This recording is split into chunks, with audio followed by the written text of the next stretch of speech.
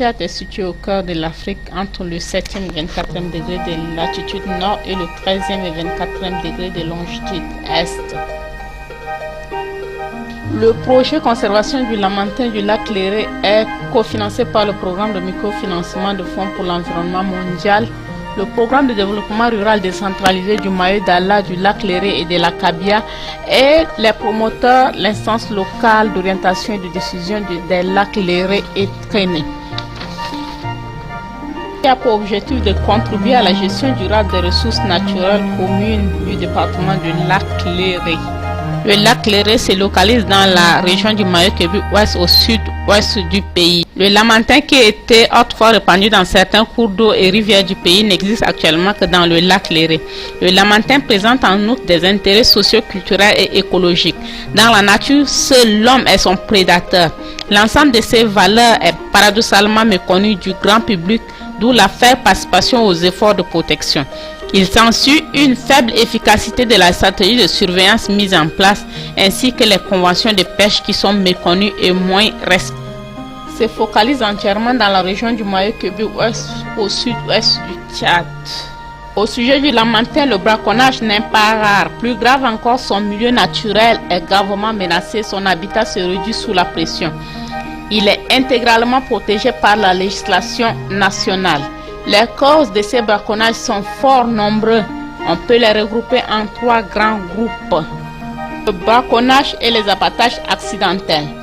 Il est chassé pour sa chair et principalement son huile qui est vendue presque à 300 000 francs le litre au marché au Nigeria.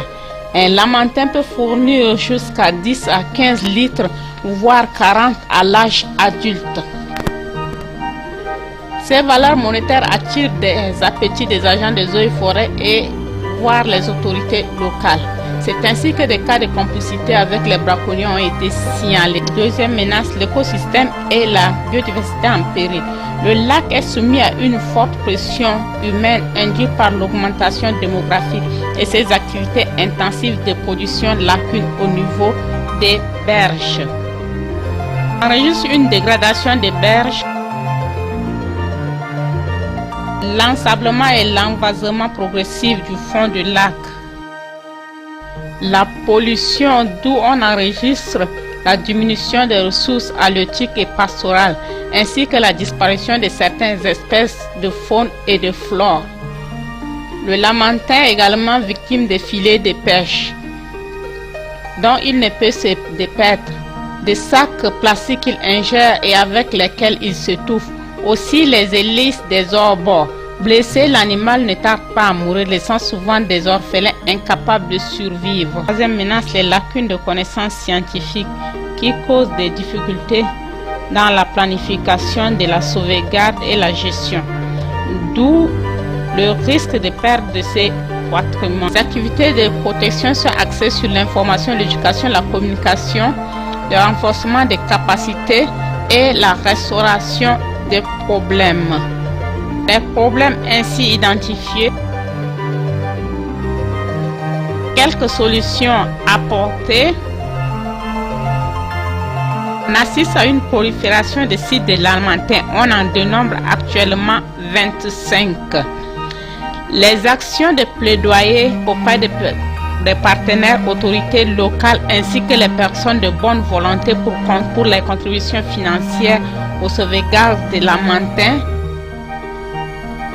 La taxation et la fiscalité locale et autres activités génératrices de revenus, entre autres l'écotourisme, la pêche sportive et la pisciculture, sont les actions de pérennisation de ce projet.